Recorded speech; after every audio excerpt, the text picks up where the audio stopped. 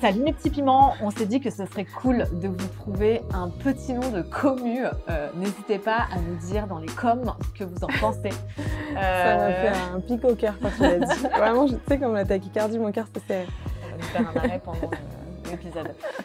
On est très très contente de vous retrouver pour ce nouvel épisode. Vous nous avez beaucoup manqué. Et aujourd'hui, on va parler d'un sujet qui a beaucoup été demandé, qui est celui de l'influence. N'est-ce pas, Alexandra Guérin? Bonjour. Bonjour, Camille Parodière. Toujours étonnant d'ailleurs qu'on nous demande à ce point ce qu'on fait en fait finalement, parce que pour nous ça paraît si clair et si limpide et voilà. Pour les gens qui ne sont pas dedans, à mon avis, ça ne l'est pas. Je pense que ça reste très très flou, quoi. Oui, c'est vrai. Qu'est-ce qu'elles font en fait exactement? Oui, c'est vrai. Donc du coup, au début, quand on a vu ce sujet, on s'est dit qu'est-ce qu'on va bien pouvoir raconter, parce que finalement, moi, ça me paraît lunaire. Mais on va trouver des trucs à dire. Bien sûr. Et on va commencer par parler de notre parcours. Ouais. Je pense que j'ai envie de dire. J'ai pas envie de dire parcours. Ok, c'est bon. Vas-y. Si vous avez pas la rêve, ça marche pas. Mais trouvez-la parce qu'elle est incroyable. Vraiment. Mais ouais, on va commencer par parler de pourquoi on en est là en fait. Ouais. Comment on en arrive là. Et puis du coup, ça résume aussi ce qu'on fait dans la vie. Parce que moi, on me demande souvent. Et ça résume aussi, je trouve. Oui, aussi. On me demande souvent ce que je fais dans la vie en fait. Ouais. C'est sûr. Mais même sur TikTok et tout, les gens ils mettent des commentaires genre mais en fait tu fais quoi? Bah en fait là je suis en train de te présenter des habits donc visiblement j'ai l'air influenceuse. Non, mais pour moi ça paraît. Mais vu qu'il y a beaucoup de gens qui ne le sont pas, qui le font désormais, notamment sur TikTok, où ça a ouvert des portes à des. Ouais, mais tant mieux d'ailleurs. Bien sûr, tu sais que moi jusqu'à il y a encore pas si longtemps, ma daronne ne savait pas exactement ce que je faisais, quoi. Je connais bien Danielle et je suis sûre qu'elle sait ce que tu fais dans la vie. Maman, elle va être trop contente. Ok, on commence par toi, non? Allez, alors. Comment cette aventure a-t-elle débuté? J'en suis arrivée là? Non, mais parce que finalement, en fait, le truc qui est fou, moi, je trouve, c'est qu'aujourd'hui, c'est vraiment un job. C'est notre job, mais il y a des gens, des jeunes, qui se disent, je veux devenir 17-18 ans, qui se disent, je vais devenir youtubeur, je vais devenir influenceur, même avant. Moi, je vois ma fille de 7 ans, qui est là, genre, je veux ouvrir une chaîne YouTube, comme Nastia, superstar de YouTube depuis qu'elle a 2 ans. Ce que je capte pas d'ailleurs, mais bref. Autre sujet, ça. Ouais. Mais oui, donc là, c'est vraiment un job, alors que nous, quand on a commencé, enfin, moi, perso, et toi aussi, je pense, c'était pas du tout le thème. Moi, je faisais un master en marketing et communication de la mode et du luxe, c'est très long. Et pour mon stage de fin d'études, parce que oui, mais moi, je voulais être styliste photo, quoi. Je voulais être styliste, j'habille des gens pour faire des shootings, quoi. Exactement. Ou un peu peut dire rédactrice mode, tu vois, dans les journalismes, on t'es pas là en train de rédiger des grands essais, mais bon, voilà.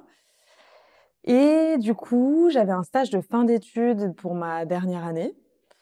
Non, j'en ai fait un avant d'ailleurs, mais bon, pour ma dernière année, c'était pratiquement 1 an, donc je voulais le faire dans un magazine, je voulais le faire au magazine Bi. J'adore. Qui n'existe plus, mais qui était cool. Ouais. Et donc, c'était chez Lagardère. Et en fait, quand je faisais tous mes entretiens, à chaque fois, ils me demandaient un portfolio, un truc, quoi. Genre, je sais pas, montre-nous ce que tu fais, comment t'écris, comment tu fais ton stylisme. Sauf que, bah, évidemment, j'avais rien. Et c'était la mode des blogs. Exact, c'est ce que je veux dire, ça a commencé avec les blogueuses. C'était la mode des blogs, voilà. Et mon directeur d'école, qui était un ancien directeur de chez Céline, enfin, c'est un soixantenaire bien... qui s'impose, tu sais, il m'aimait bien et du coup il était venu me voir, il m'avait dit mais pourquoi tu fais pas un blog, ce serait grave toi, t'aimes bien prendre des photos, ce serait marrant et tout. J'étais là oui mais d'accord, j'aime bien prendre des photos mais de là les mettre sur les internets et genre qu'on voit ma tête et tout. Donc au début il y avait pas ma tête, c'était que mes looks. Et puis j'écrivais pour voir comment je rédige, quoi. Donc c'était mon CV en fait finalement. Bien sûr. Et en fait du coup j'ai été prise chez lui. Coucou Andrea, qui était ma chef de stage et qui est toujours mon amie. Et j'ai été prise chez Bi, et puis en même temps, il y a eu l'Instagram. Genre, c'était vraiment le début d'Instagram avec les photos carrées et les contours sur les photos, tu vois ou pas. Et donc, j'avais appelé mon blog Alex Closet parce que la dressing d'Alex, littéralement, de mes looks. Et j'avais appelé mon Instagram pareil. Et puis voilà, ça a commencé comme ça. Après, au début, après, je suis partie à Montréal pour faire mon... Non. Si? Non, t'es partie à Montréal. Ah oui, c'est vrai. J'allais dire quoi? Qu'est-ce que j'ai oublié? J'ai oublié une étape de ma vie. Qu'est-ce que c'est ça? Je suis partie à Montréal faire un dernier stage de 3 mois, presque sur la fin de mes études, et je pensais peut-être rester au L. Et là, j'ai continué. Là, j'ai vraiment, vraiment beaucoup plus posté sur le blog. Tu sais, je me suis vraiment prise au sérieux. J'avais un appareil photo, blablabla. Tu sais, après, quand tu reçois des commentaires positifs, tu commences à un peu plus à assumer. Bien donc, sûr. tu mets un peu plus ta tête. Donc, on voit un peu de dos, et etc., etc. Et en fait, au début d'Instagram, c'était beaucoup plus simple, pas super facile, mais beaucoup plus simple. Parce que, par exemple, moi, j'ai eu vite un sorte de contrat avec Asos, avec des liens, tu sais, où tu postes des liens affiliés, blabla. Et par exemple, Asos me repostait sur leur story. Il n'y avait pas de story, c'est faux. Me repostait sur leur compte. Ouais. À l'époque, je sais pas s'ils avaient même 500 000 abonnés. Moi, je prenais 10 000 abonnés dans la journée. Enfin, c'était lunaire. C'était pas du tout organisé. Enfin, organisé. C'était pas du tout. L'algorithme était beaucoup mieux fait et les gens s'abonnaient genuinely et c'était nouveau et voilà. Ouais. Et donc, en gros, moi, ça a complètement commencé comme ça. Et pour aller un peu plus vite, ensuite, j'ai fini mes études, cherché un job, donc pigiste, travailler dans les magazines. Évidemment, secteur un peu bouché, tu trouves pas, on te demande que des stages, tu gagnes pas super bien ta vie. Et à l'époque, j'avais un petit appart, genre un HLM avec des APL, voilà, comme t'as des APL. Et du coup, j'avais genre 150 € de loyer, donc ce qui était très peu. Donc, je pouvais me permettre de pas foncer dans le premier job que je trouve, tout ça pour payer mon loyer. Et donc, je faisais un peu de pige et tout ça. Et puis, j'ai eu vite, par exemple, une proposition d'un premier contrat, genre à 500 €. J'ai eu mon premier gros contrat, c'était avec Nike. Au bout de quelques temps, je sais même plus combien c'était, mais c'était trop cool. Et donc, en fait, c'était, je sais pas, même si j'étais payée 1 000 €, j'avais déjà 6 mois de loyer, quoi, vu que je payais 150 € de loyer. Donc, c'est commencé comme ça. Entre-temps, j'ai quand même travaillé dans une boutique sur les champs pour faire des sous. Et puis après, en fait, ça a commencé. J'avais de plus en plus de petites propositions de contrats, par-ci, par-là. J'avais des événements et tout. J'ai laissé faire le truc et pendant au moins 1 an ou 2, je cherchais du travail à côté. J'étais tous les jours sur Fashion Job, je faisais un peu de pige, j'allais à droite, à gauche. Je me suis dit, je vais bien finir par trouver un job. Et puis en fait, c'est devenu mon job parce que, et ça on y viendra après, on se rend pas compte, mais ça te prend un temps fou, en fait, d'être consistant sur les réseaux sociaux, de poster tous les jours, parce qu'on postait sur nos blogs aussi. Et sur nos blogs, on rédigeait. Aujourd'hui, c'est vraiment du lancement d'informations, genre je te balance une story de mon mur blanc parce que j'ai accroché un tableau sans contexte. Mais sur les blogs, il fallait écrire, fallait raconter, fallait mettre des liens, fallait faire du shooting. Moi aussi. C'était un peu notre journal intime, fallait faire des shootings. Il y avait toute une direction artistique. C'est ça qu'on aimait aussi. C'est pour ça qu'on a commencé. C'est parce qu'à la base, nous, on adore, moi, j'adore la DA, chercher un lieu, créer un look, faire des photos derrière, donc parfois prendre un photographe, faire des trucs cool, raconter une histoire en fait dans le truc. Et donc ça prenait du temps de faire tout ça. Et finalement, ça te prend du temps, quoi. Finalement, c'est ton job. Après, tu fais les mails, après, tu fais la compta, après, tu retouches tes photos, après, tu vas à des rendez-vous. Et en fait, après, c'est venu comme ça. Et j'ai jamais arrêté. Et voilà, j'ai beaucoup parlé. Voilà où j'en suis aujourd'hui. 6 ans plus tard. Finaise. Moi, j'étais déjà salariée parce qu'en fait, j'ai arrêté l'école à 16 ans et j'ai commencé à travailler tout de suite. Donc, j'ai commencé chez Camaïeu, puis Etam, puis All Saints, puis Citadium, puis Vans. Et Vans, aux alentours de, je crois, Instagram, c'est quoi? C'était 2012, 13 dans ces eaux-là. Donc, comme tout le monde, j'ai créé un compte Instagram de façon hyper personnelle. Mais même avant Instagram, toi, tu étais sur plein d'autres plateformes. Moi, j'ai toujours été très, très présente sur Internet. T'as toujours été une fille du move d'Internet. Ouais, de fou. J'ai commencé par Skyblog où j'étais Glamour Beach, pour ceux qui se souviennent. Oui, moi, j'avais un Skyblog aussi, mais vraiment pour mes copines. Moi, j'étais Skyblog. Pas du tout. Ouais, toi, t'étais une star de Skyblog, tu vois. Ensuite, il y a eu MySpace où là, j'étais la reine. Et là, il y a beaucoup de gens encore qui se souviennent de moi en tant que la reine. Moi, j'avais pas du tout MySpace, tu vois. Genre, c'est incroyable. Jamais. En fait, moi, c'était mon époque oiseau de nuit. On dirait que t'as 10 ans de plus que moi quand on a cette même discussion. Moi, vraiment, je sortais énormément à cette époque. J'allais, comment il s'appelait le club qui était sous le pont Alexandre-Toit? Le Showcase. Le Showcase. J'étais tout le temps au Showcase avec Tiki Latex, Ariel Wiesman et compagnie. J'étais vraiment une meuf de la night. Le baron. C'était vraiment une époque, hein. Voilà. Et en fait, carrément, à cette époque-là, donc j'avais un job en même temps. Souvent, je prenais le train à 7h du matin, j'allais bosser direct, tu vois. C'est le truc que aujourd'hui je fais, je meurs dans la journée. C'est ce que j'allais te dire. Waouh. Mais donc là, je bossais chez Vans, j'ai lancé mon Instagram de façon hyper personnelle. Et donc, j'avais mon 35 heures, mon CDI 35 heures à côté. Et un peu pareil que toi, moi, donc des gens se sont mis à me suivre, mais du coup, pour des raisons que j'ignore encore aujourd'hui. Vraiment, bah, si, parce que t'es puis cool. quand je repense au contenu, c'était vraiment aberrant. Alors, je postais beaucoup de sneakers à l'époque parce que oui, c'était ce qui me passionnait. Mais c'est pour ça que les gens donc, t'ont suivi il aussi. y a eu des gens ça, puis mon petit look un peu...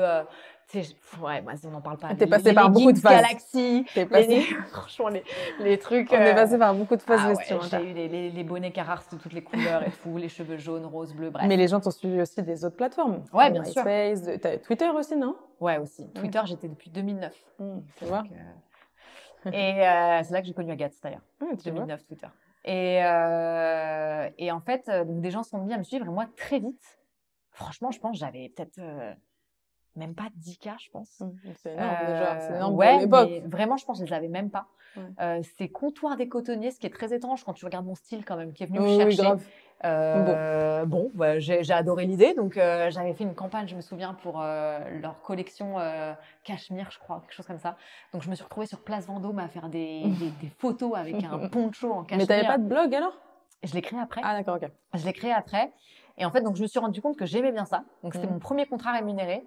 Et ensuite, du coup, j'ai eu un peu cette histoire au Comptoir des Cotonniers, Princesse Tam Tam, c'était géré par la même équipe et tout. Donc j'ai eu ensuite les contrats Princesse Tam Tam. À l'époque, j'avais aucun problème à dévoiler mon corps. Non pas qu'aujourd'hui j'en ai, mais j'ai pas le même corps, du coup, qui a plus de 10 ans. Et puis, en fait, j'ai quitté Vans. Au départ, j'ai cru vouloir devenir community manager. Je me suis rendu compte qu'en fait, j'avais pas du tout les capacités pour, parce que c'est aussi un vrai métier pour ceux qui en doutent, comme pour ceux qui doutent des influenceurs. Mais attends, à l'époque, community manager, c'était pas encore un vrai job. Si, ça commençait vraiment, mais il fallait avoir il fallait avoir des études, il fallait savoir manier des tableaux Excel, quoi. Je n'étais pas du tout en capacité. Ouais, mais justement, je trouve que c'était mal démocratisé, tu vois, genre, aujourd'hui, on sait vraiment quelles sont les missions. Oui, et puis surtout, je trouve qu'ils mettaient tout dans le même panier. En fait, community manager, tu faisais un peu tout de la com, bien sûr, machin, community manager. Aujourd'hui, maintenant, social media, maintenant, tout a été tellement développé que chacun a son poste, quoi. À l'époque, c'était un peu genre fouillis, quoi. Et donc, en fait, je me suis retrouvée au BHV, à rechercher du taf, du coup, à reprendre un taf. Et là, j'ai ouvert mon blog. Parce qu'en fait, en parallèle, justement, j'ai eu des petits week-ends avec Nike à Berlin. Tu nous diras ton pseudo, s'il te plaît, parce que depuis tout à l'heure, on l'a pas. C'était Olikami. C'était la naissance d'Olikami. Non, parce que moi, c'était Alex Cosette, mais ça a changé. Et en fait, je sais pas pourquoi, parce que du coup, je crois que j'avais cherché un mot court à apposer à mon prénom. Et du coup, je me disais Sainte Camille, parce que j'ai toujours été un petit peu dans la rébellion. La provocation. Voilà, c'est ça. Et du coup, je me suis dit, en anglais, c'est plus mignon, Holly. Donc, Olikami. Et c'est comme ça que ça arrive, je crois, vraiment par hasard, parce que beaucoup de gens me demandent pourquoi Olikami. Je dis franchement, il y a pas d'histoire, c'est nul. Donc des petits week-ends avec Nike par-ci par-là, et du coup à poster ma vie sur mon blog, notamment où en 2015. Donc j'étais salariée à mon parallèle et je me retrouve à aller pour la première fois de ma vie à New York avec Reebok, incroyable, à rencontrer McGregor, c'est des gens du MMA, des trucs comme ça et tout. C'était lunaire de fou et le lendemain je retournais bosser au BHV, quoi, tu vois, ça n'a aucun sens. Jusqu'au jour où en fait je me suis fait virer, moi. Je me suis fait virer, mais c'était un licenciement abusif et je pense qu'ils n'avaient pas bien capté sur qui ils étaient tombés, les pauvres. Donc, je suis allée au prud'homme. Et en fait, on a trouvé un accord avant d'atteindre un vrai procès, un accord pécuniaire, qui me laissait suffisamment, pour pouvoir, en fait, aller de l'avant, enfin, voir venir.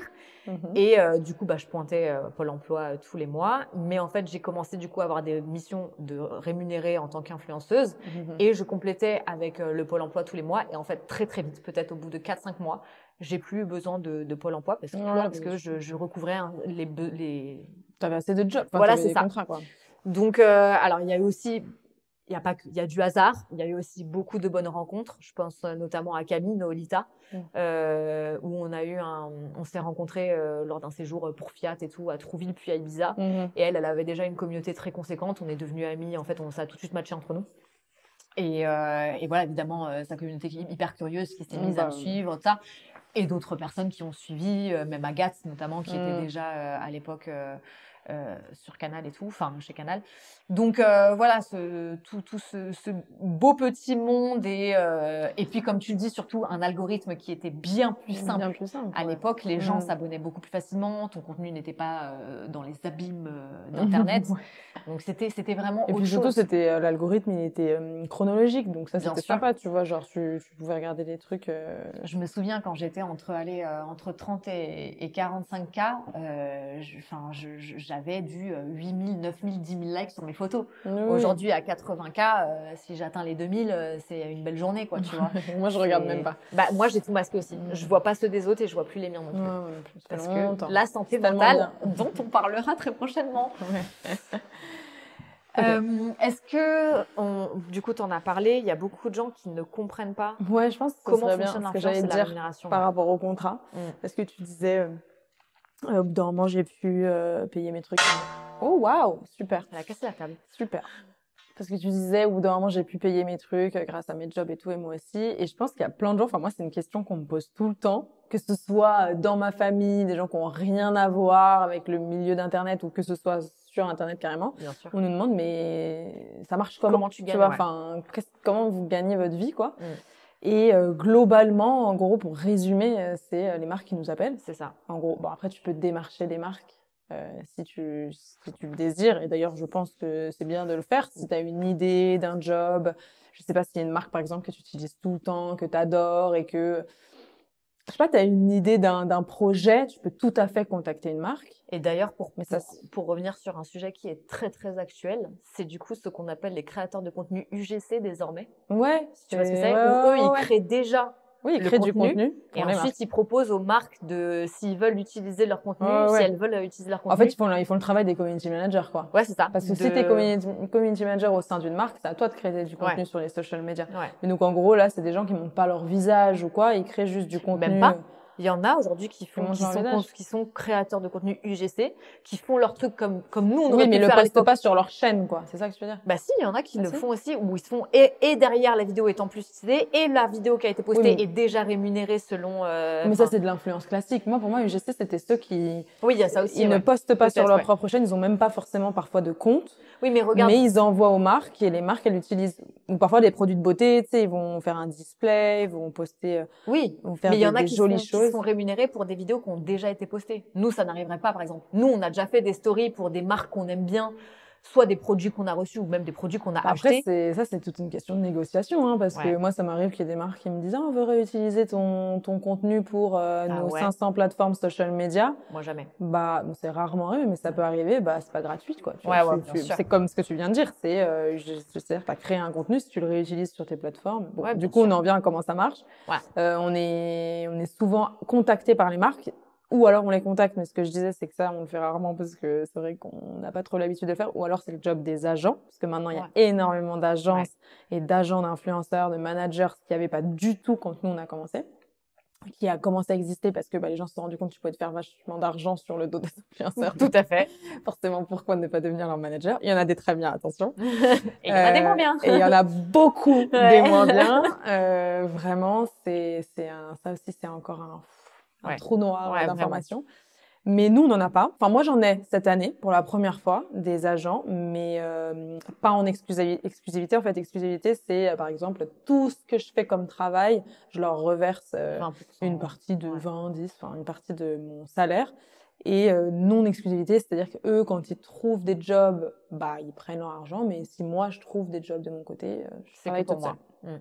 Donc, moi, j'ai ça pour la première fois cette année. Et j'ai déjà eu des agents il y a des années, tout au début des agences d'influenceurs. Et c'était horrible.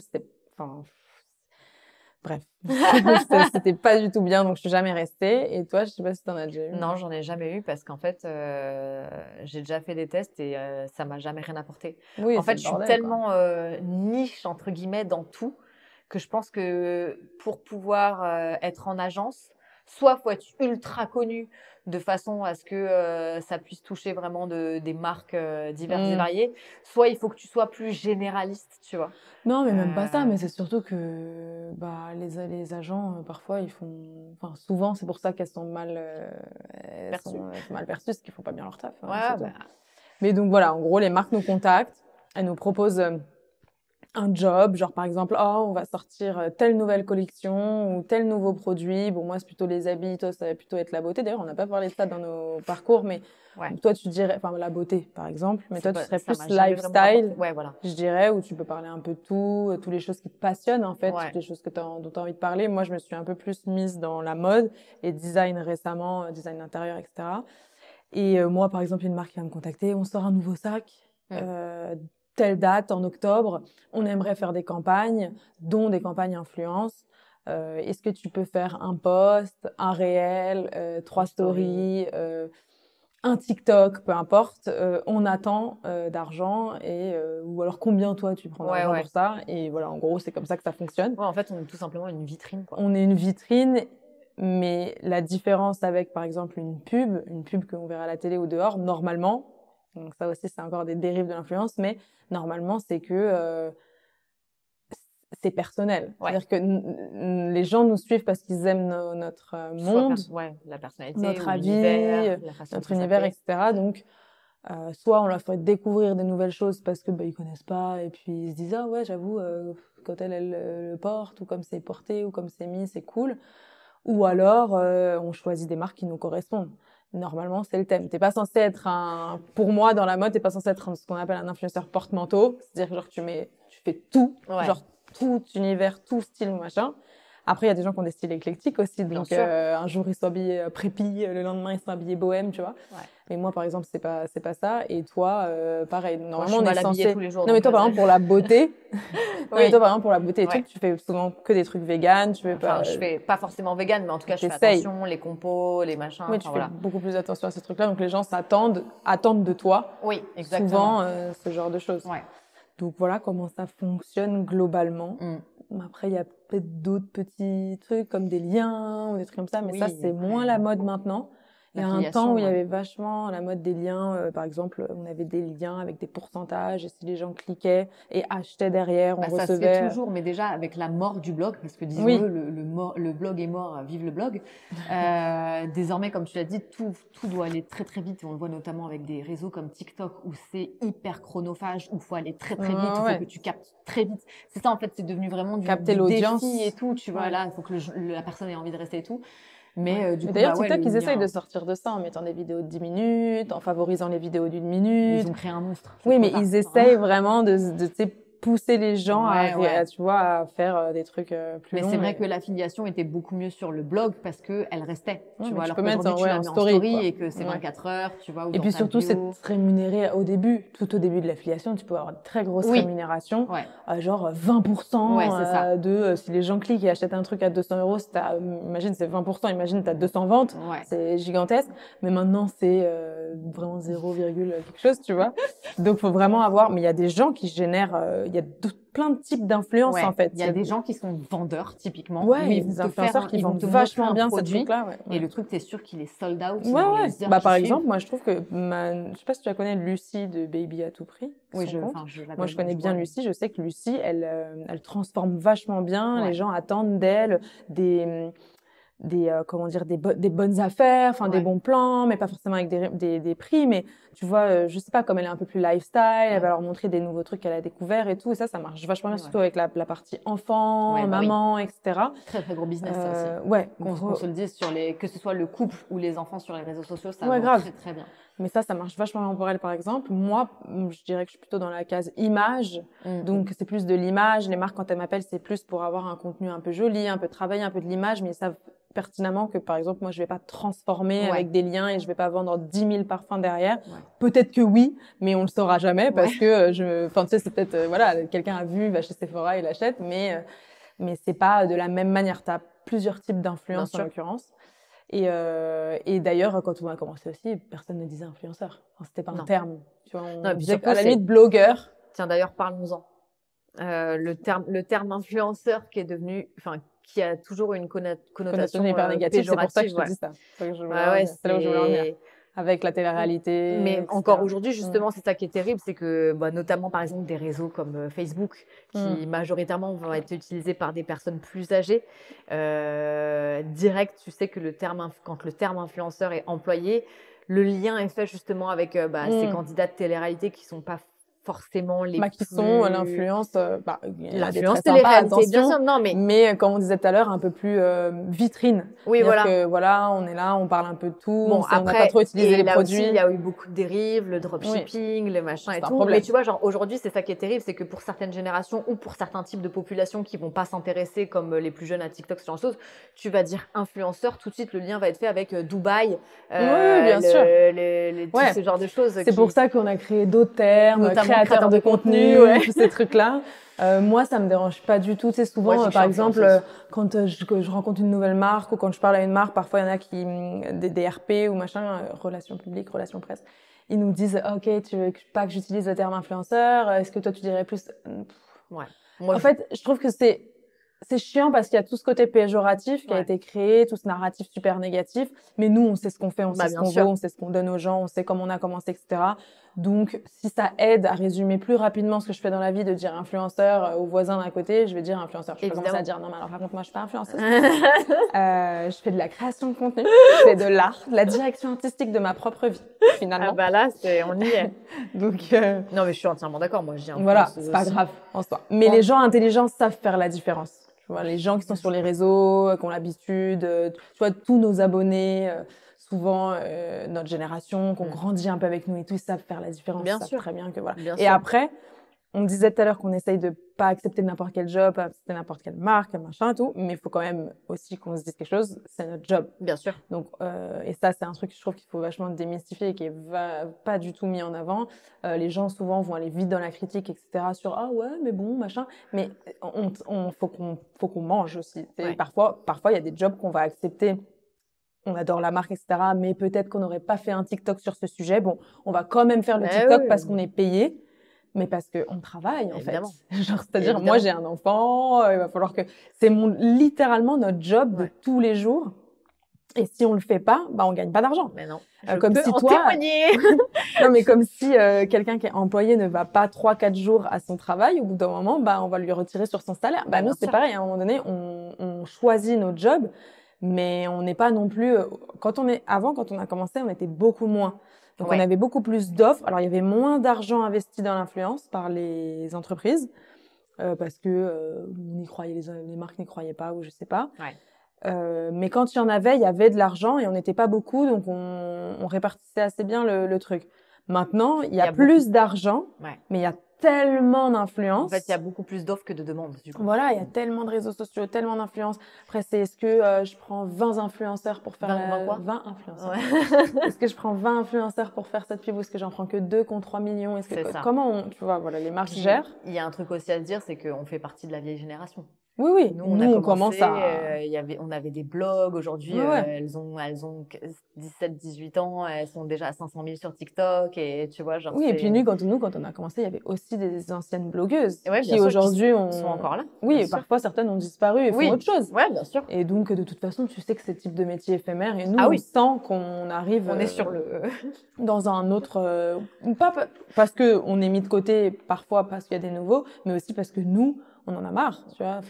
Moi, c'est pas j'en ai marre parce que j'ai réussi à. En fait, on a réussi à transformer en fait le schmilblick.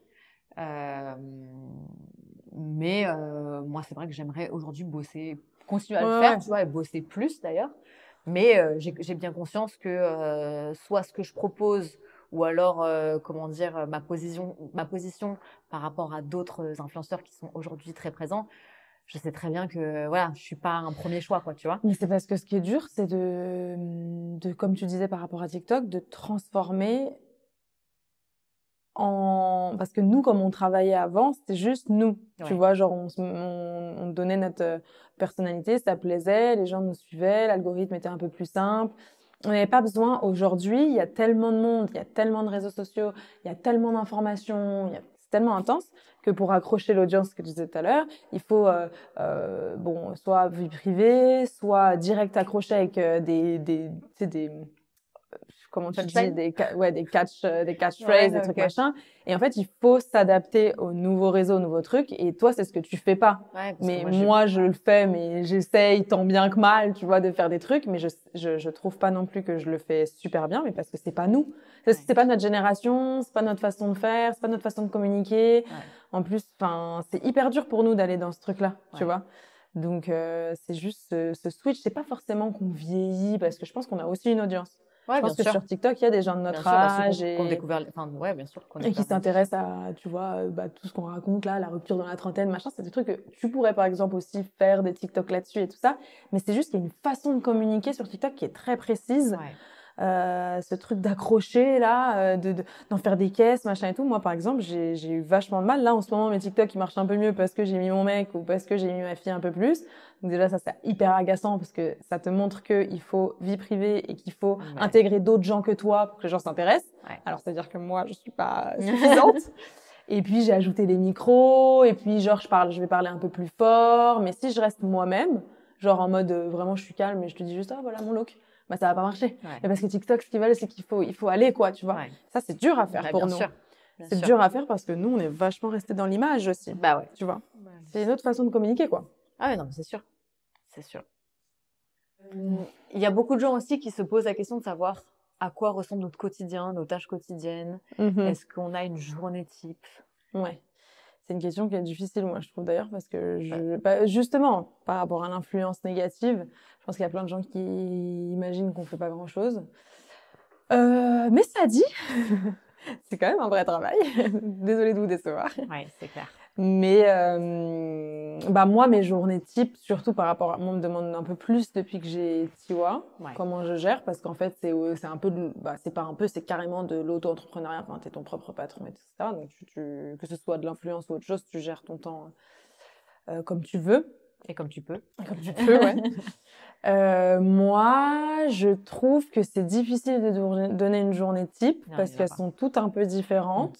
Mais globalement, je dirais que je passe pratiquement 50% de mon temps dehors. Donc déjà, ça, c'est compliqué parce que ce qui fait que, quand on est dehors, c'est... bon, alors parfois, on crée du contenu dehors, mais c'est quand on shoot ou voilà, mais sinon, non. Souvent, quand je dis 50% de mon temps dehors, c'est un rendez-vous, un événement. Donc ça te bloque tout ton temps pour autre chose, c'est-à-dire mail, création de contenu, montage vidéo, montage photo, post sur les réseaux sociaux, etc. Tout ce qu'on est censé faire finalement. Donc, par exemple, je sais pas si je prends une journée normale où je vais me lever, j'ai un rendez-vous à 10h et je rentre chez moi, il est que 16h. C'est-à-dire qu'à 16h seulement, je commence ma journée de travail normale. Ça veut dire le reste des choses super importantes. Mes emails. Il est 16h. Il est 16h, j'en ai déjà reçu pas mal, donc faut répondre. Savoir qu'est-ce que je vais poster aujourd'hui sur les différents réseaux. Tourner une vidéo par exemple, ou alors si j'en ai tourné une le matin ou la veille, il faut la monter. Si j'ai fait des photos, pareil, il faut les retoucher, etc. Après, il y a tout ce qui est administratif, donc là on n'en parle même pas. Mais alors, autre chose, les factures, les devis, les emails, les comptes, les virements, tout ce qui est, je sais pas, un papier de l'URSSAF, j'en sais rien moi, tout ce qui est administratif, donc ça c'est long. Heureusement, moi je vais le dire tout de suite, et là t'as fait un coucou à ta mère tout à l'heure, mais je vais faire un coucou à mes parents, ils m'aident beaucoup sur ces sujets. Ouais. Dieu bénisse. Et après, qu'est-ce qu'on fait d'autre? En fait, c'est surtout que les gens n'ont pas conscience que... Ça prend le temps que ça prend. En fait, voilà, c'est ça. Tu sais qu'il y a beaucoup de gens pour qui, même là, ce que tu es en train de dire, c'est de la rigolade. Oui, c'est pour ça que j'allais te dire. Mais je pense que, tu vois, ce matin, j'ai tourné une vidéo pour notre ami Elias, dont on parle dans tous les épisodes, finalement. Tous nos épisodes, lui. Donc, on était à 6h à la salle de sport, chose qui ne m'arrivera plus jamais de ma vie. Et tu vois, genre, on a tourné la vidéo, donc déjà, on a tourné pendant 1h30. Ensuite, je sais que de montage, j'en ai aussi au moins pour 1h30, 2h. Et puis, tu vois, c'est ce qu'il me disait lui, parce que pour beaucoup de gens, on est des guignols, tu vois. Non, mais on n'a pas un métier difficile. Bien sûr, de toute façon, c'est parce qu'on essaye de dépeindre. On n'est pas pointé à l'usine ou je sais pas quoi. C'est parce qu'on essaie de dépeindre. Mais juste même des trucs bêtes, genre avoir l'œil, tu vois. Par exemple, on a fait un plan, je dis non, là, ça va pas, on va faire ça. Et que ça, c'est des choses que moi, en tant que personne auquel je n'aurais pas pensé. Et ça m'a fait d'habitude. Bien sûr. Et ça m'a fait penser à une vidéo YouTube. J'ai vu un commentaire, là, j'ai regardé une vidéo avant-hier ou quoi, d'un YouTuber qui est très connu, français. Et dans les commentaires, c'est sur son séjour à l'étranger, une personne lui dit c'est dommage qu'il te soit, il lui arrivait plein de trucs, tu vois. C'est dommage que tu n'aies pas pu profiter à fond à cause de ces petits tracas. Et quelqu'un lui a répondu non, mais c'est un streamer ou un YouTuber, il est en vacances tout le temps. Je me dis, en fait, tu vois, la vidéo que tu es en train de regarder, potentiellement, il a mis 4 heures à la monter, tu vois. Ouais. Alors, pour beaucoup de gens, 4 heures dans une journée, c'est rien. Mais ça, tout le reste. Voilà, c'est ça, filmer, faire les mails, tes rendez-vous, tes événements, tout ça, mis bout à bout, si t'as une grosse journée en fait, pour peu qu'en plus derrière tu engages ta communauté, que tu gardes un certain lien avec eux, que tu vois ça aussi. De toute façon, et ça aussi ça rejoint une question qu'on me pose souvent, c'est comment réussir sur les réseaux sociaux. C'est la consistance. Exactement. En fait, c'est le fait de poster tout le temps. Enfin, alors je dis pas que c'est une clé universelle et que ça va marcher obligatoirement, mais pour que ça marche, c'est une des clés principales, c'est poster tout le temps. Exactement. Et toujours présent, poster tous les jours, des stories, engager les gens, communiquer avec les gens, répondre aux commentaires, liker les commentaires, répondre aux DM. Et ça, déjà, rien que ce que je viens de dire, ça prend un temps fou. Je sais que toi et moi, là-dessus, on est très, très différentes. Mais par exemple, donc moi, les réponses à mes stories sont ouvertes. Donc, c'est-à-dire qu'on peut mettre des commentaires sur mes stories. Très honnêtement, je pense que si je calcule de façon condensée, je mets pour les jours où j'ai pas trop de stories ou pas des stories hyper engageantes qui donnent pas forcément envie de commenter, je pense que j'ai au moins 2 à 3 heures de réponses DM par jour. C'est lunaire. Et je pense que pour peu que je fasse une story où là les gens ont envie de dire quelque chose parce que les gens sont concernés ou qu'importe c'est un sujet qui touche beaucoup et tout, je pense je mets 4 à 6 heures de DM par jour. C'est des centaines de DM. Et ça, tant qu'on ne le vit pas. Oui. Et moi, je sais qu'on me remercie souvent. Merci Camille de nous répondre. T'es une des rares, nanan. Alors ça, je sais pas parce que comment mes collègues font. Mais en tout cas, pour moi, c'est hyper important parce que justement, j'ai ce défaut-là de ne pas poster tous les jours, notamment en feed. Où là, par exemple, à l'heure où je parle, ça fait plus d'une semaine que je n'ai pas posté sur mon feed, ce qu'il ne faut pas faire techniquement. Mais pas sur Instagram maintenant. Instagram, je pense que c'est OK pour moins poster maintenant. Pas une semaine. Tu vois, faudrait, quand tu regardes les règles qui sont données par Meta, faut poster au moins tous les 2 à 3 jours en feed. Et après, règles, tous les jours en story. Après les règles, tu sais, on sait qu'il y a pas de règles. Bien sûr. Oui. Mais bon, de toute façon, avec tous les changements d'algorithme, voilà. Mais tout ça pour dire que rien que ça, c'est énormément de temps, en fait, tu vois. Non, mais tout prend un temps fou. Et moi, je reviens sur le fait d'être dehors, parce que la partie sociale, c'est une partie énorme de notre job, parce qu'il faut rencontrer les gens, il faut connaître le RP de telle marque. Il faut aussi, parce que parfois c'est des gens avec qui on communique que par mail, donc de temps en temps c'est bien de les rencontrer, faire un déjeuner. de créer des liens en fait, de créer des relations sociales, c'est hyper important dans notre job. Et ça c'est super dur quand déjà c'est pas ta personnalité et nous on sait ce dont on parle. Et comme je disais moi, plus j'avais dit je crois dans un autre podcast, plus le temps passe, plus c'est compliqué parce que je développe vraiment une anxiété autour de tout ça, notamment les événements où c'est devenu et puis en fait il y a puis parce que dans les événements par exemple il y a une partie un peu politique, par exemple c'est un peu bête mais s'il y a une marque t'appelle pour faire un contrat avec toi 1 fois 2 fois 3 fois, la 4e fois ils organisent un événement où tu n'es pas rémunéré, c'est juste un événement où ils te demandent de passer parce que ça leur fait plaisir de te rencontrer, etc. Bah t'y vas parce que ça crée le lien et c'est comme ça aussi que tu crées un lien avec une marque qui peut devenir pérenne et travailler ensemble, etc. Et donc en fait toute cette partie, elle est super importante, elle est primordiale même, et on est tout le temps dehors. Et en fait, quand tu es tout le temps dehors, tu ne fais rien d'autre que d'être dehors, discuter avec des gens. Donc c'est super, hein. Mais après, tout ce qu'on a évoqué avant, bah tu dois le faire quand tu rentres. Et moi, par exemple, ces journées-là, pour moi, c'est les pires parce que je rentre chez moi, c'est fin de journée, il me reste encore tout ce qu'on a évoqué avant à faire. Et en plus de ça, bah moi, j'ai la petite, donc bon, maintenant, je me lève plus tôt le matin, ce genre de truc. Mais je jongle là, par exemple, demain, tu vois, c'est ton premier jour de piscine. Est-ce que j'ai un bonnet de piscine de sa taille? Non, d'accord? Il est 11h50. Donc là, après, tout à l'heure, quand on aura fini de faire tout ce qu'on a à faire, je sais pas quelle heure il sera, il faudra que j'aille à Decathlon chercher un bonnet de piscine. T'aurais dû me demander d'aller chercher ce matin. Non, mais tu vois, c'est... bon, il y a plein de trucs de la vie quotidienne qui rentrent après en compte. Et puis du coup, ça fait finalement des longues journées parce qu'à côté de ça, on a aussi une vie sociale. On essaye d'avoir une vie sociale. Non, parce que pareil, tu vois, il y a beaucoup de gens aussi qui ne s'étonnent plus qu'on réponde à des DM, qu'on réponde d'ailleurs, à des DM à 22h, 23, minuit. Mais techniquement, c'est nos heures de travail. Tu vois, ça aussi, il y a beaucoup de gens qui, pour quelqu'un qui est salarié, tu pointes, t'arrives au taf à 10h, tu repars à 19. Nous, il n'y a pas de début et de fin. Mais ça, ça nous le gérer, bien entendu. Oui. Mais c'est ça que j'allais dire, c'est que il y a aussi ce truc quand t'es entrepreneur, de ta gestion du temps. Et c'est super compliqué. Parce que, par exemple, souvent on travaille de chez nous. Donc, bon, nous, ça fait longtemps qu'on le fait. Donc, maintenant, on a quand même nos habitudes. Mais tu te lèves, tu te dis, vas-y, je vais faire mes trucs dans mon lit, je vais faire mes trucs en pyjama, machin et tout. Bah, ça dépend pour qui. Il y en a pour qui ça marche très bien. Mais moi, par exemple, j'ai besoin de m'habiller, j'ai besoin de me structurer, de mettre des règles parce que sinon, ça marche pas.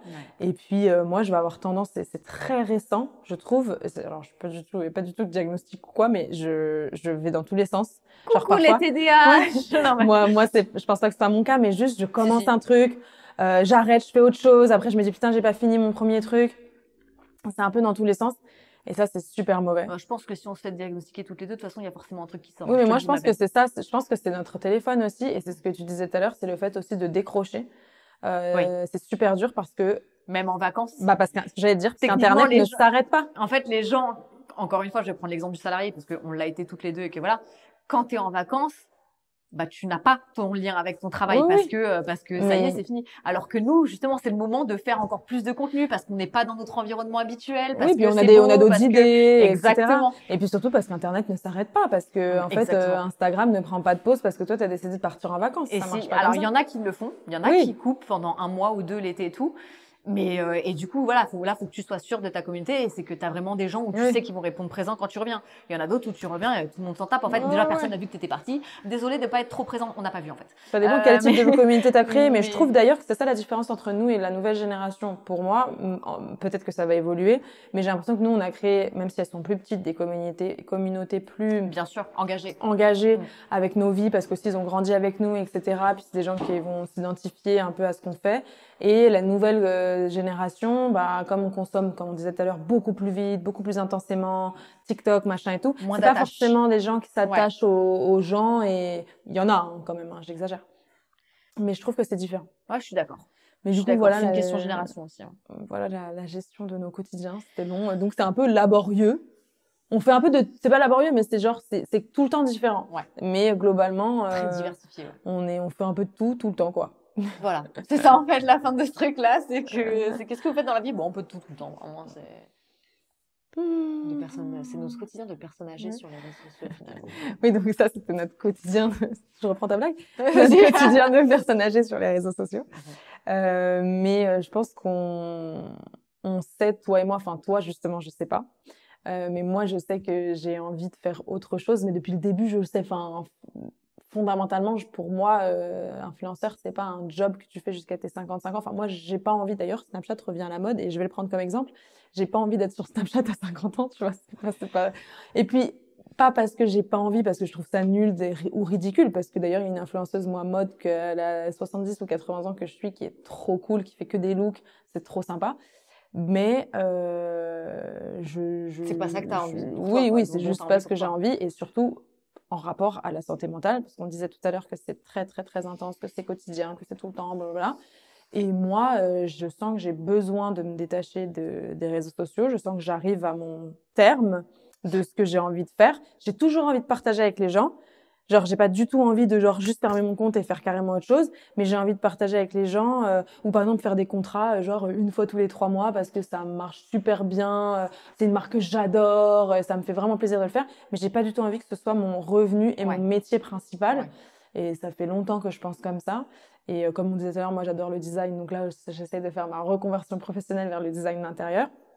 Mais oui, voilà, le et après des réseaux sociaux est toujours assez intense. Et pour toi, du coup? Ouais, moi c'est terrible, ça pourrait être un épisode entier carrément. Ouais, justement. Moi j'ai vraiment aucune idée, donc si vous en avez pour moi, franchement, n'hésitez pas à me les faire parvenir, quoi, parce que. Moi j'ai plein d'idées, mais à chaque fois je les ai pas. Bah parce que des trucs, enfin ça, et ça c'est le syndrome aussi de l'imposteur, tu vois, ça en fait partie. Donc ça aussi c'est un sujet qu'on pourra aborder en plus de la toxicité potentielle des réseaux sociaux et de la santé mentale. Pas potentielle, la toxicité quoi qu'il arrive, mais comment, je pense que ce serait bien, parce qu'on voulait en parler dans cet épisode de la santé mentale, mais on s'est dit que ça pouvait être un sujet en entier, parce que santé mentale, réseaux sociaux, influence, c'est vraiment un gros thème, d'autant qu'il y a une nouvelle génération, d'autant que moi j'ai une fille, donc comment on voit comment se protéger et comment justement faire avec ces sujets les méandres d'Internet. Et donc voilà. Non, mais ouais, on pourra carrément en reparler si ça vous intéresse, bien sûr. En tout cas, nous, on a trouvé. Vous pouvez pas dire non. Cool. Vous devez dire parce qu'on sait en plus que la santé mentale aujourd'hui, c'est un très très gros sujet. Et c'est vrai que les réseaux sociaux quoi qu'il arrive, influenceurs ou pas déjà, mais bien sont sûr. très présents et ont un très gros impact sur celle-ci. Donc ça peut être. Mais c'est lunaire surtout. Et nous on a la vie, nous on a le côté opposé parce que je pense que les gens qui sont pas dans l'influence et qui sont sur les réseaux et pour qui ça a un impact sur leur santé mentale, ils imaginent plein de choses sur nos vies en se disant oh là là, je sais pas, ça a l'air super, a la vie parfaite, ceci, cela, machin. On dit pas qu'on a une vie horrible, mais cela dit, c'est loin de la réalité parce Après, que encore une fois, c'est parce que certains influenceurs ne montrent que ce type de contenu. Exactement. Et aussi parce que même moi, par exemple, je montre, je peux te dire quand tu es agacé ou quoi, mais je préfère rester dans l'image, dans les trucs jolis, dans j'ai vu une belle fleur sur la route, tu vois, genre c'est que de la, j'ai pas forcément envie de parler, par exemple, je sais pas, des trucs négatifs du quotidien, etc. Justement, ça me dérange moins et je trouve que c'est déculpabilisant et qu'on devrait plus le faire. Donc ça, tu vois, mais moi, je le dis par exemple dans des boîtes à questions, des trucs comme ça, mais je vais pas. C'est pas à la base comme ça que j'avais envie de communiquer sur les réseaux. Et donc du coup, ça fausse évidemment l'image que les gens peuvent avoir de leur propre vie même, en se disant oh là là, ça a l'air cool chez elle. Mais en fait, c'est juste que on choisit ce qu'on montre. Et tu vois, du coup, nous, c'est intéressant qu'on parle de ça parce que du coup, ça peut casser ce truc de ah c'est super, tu vois, parce que c'est pas la réalité. Non, vraiment carrément. Ça peut être un sujet très très intéressant. Merci de nous avoir écoutés une fois de plus. J'espère que ça vous a plu.